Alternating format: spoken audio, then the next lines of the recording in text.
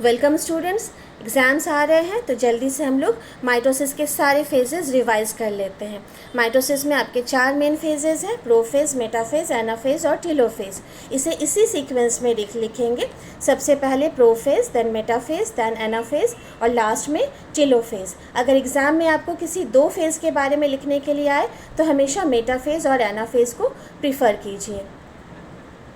तो सबसे पहला जो फेज़ है that is prophase. You can सी हमने यहाँ पर प्लांट सेल लिया है क्योंकि यहाँ सेल वॉल है और ये जो सेंटर एरिया है आपका ये ऑक्यूपाइड है with a large nucleus. Nuclear membrane और न्यूक्लियोलस जो है वो डिसअपेयर हो रहे हैं लेकिन अभी तक कम्प्लीटली डिसअपेयर हुए नहीं हैं। इन सेल्स में आप देख सकते हैं दो most of the cells are in prophase.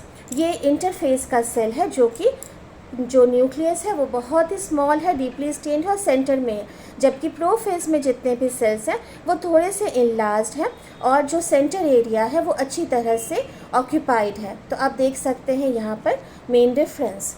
The next phase is metaphase. यहाँ पर सारे के सारे क्रोमोसोम्स जो होते हैं वो इक्वेटोरियल प्लेट पे एकदम बीच में आ जाते हैं और they are attached by spindle fibres. इन स्पिंडल फाइबर्स दोनों तरफ से इनके सेंट्रोमियर को अटैच हो जाता है। काइनेटोकोर जो रहता है सेंट्रोमियर में वहाँ पर अटैच हो जाता है। तो यू कैन सी यहाँ पर 4 क्रोमोसोम्स हैं और चारों के चारों स्पिंडल फाइबर से अटैच हो गए हैं। तो ये स्टेज वो स्टेज है जहाँ पर कि आपको chromosome exact shape and size में दिखता है एज अ क्रोमोसोम, और ये क्रोमोसोम स्टडी करने के लिए बेस्ट फेज़ है। आगे बढ़ते हैं तो ये आपका जो ओरिजिनल पिक है मेटाफेज के क्रोमोसोम्स का, यू कैन सी सारे क्रोमोसोम्स बीच में है। Complete disappearance of nuclear membrane and nucleolus है। यहाँ पर आपको कोई भी न्यूक्लियर मेम्ब्रेन या न्यूक्लियोलस का ट्रेस नहीं दिखेगा। सारी चीज़ें सिर्फ यहाँ पे क्रोमोसोम है जो कि एकदम बीच में इक्वेटोरियल प्लेट पे अरेंज्ड है। एनाफेज में जो आपके क्रोमैटिड्स रहते हैं वो अलग हो जाते हैं।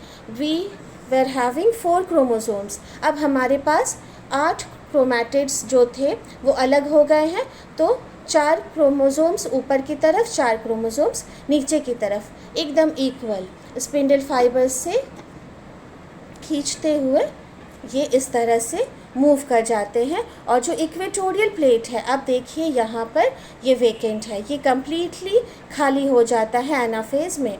तो मेटाफेज में जो इक्वेटर भरा हुआ था क्रोमोसोम से, अब एनाफेज में वो खाली है। आपके बिल्कुल इक्वल जो आपके क्रोमोसोम्स हैं वो आधे ऊपर आधे नीचे। 4 क्रोमोसोम्स में से 8 क्रोमैटिड्स हमारे पास थे, 4 ऊपर की तरफ चले गए हैं और 4 नीचे की तरफ। And that's why mitosis is an equational division. यहाँ इस डायग्राम में आप देख सकते हैं किस तरह से जो क्रोमोसोम्स हैं वो ऊपर और नीचे चले गए हैं। You can see this is anaphase, बीच खाली है और क्रोमोसोम्स ऊपर और नीचे की तरफ है।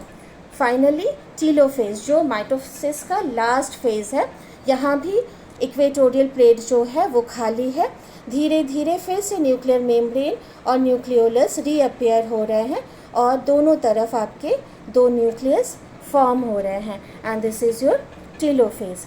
टीलोफेज के साथ ही हमारा जो माइटोसिस के जितने भी फेजेस रहते हैं और कैरियोकाइनेसिस यानी न्यूक्लियस का डिवीजन ये ओवर हो जाता है, ये कंप्लीट हो जाता है। इसके बाद 2 नए सेल्स बनते हैं जो कि कैसे बनेंगे, जो बनेंगे आपके साइटोकाइनेसिस से, और सेल प्लेट फॉर्मेशन होगा इक्वेटर पर।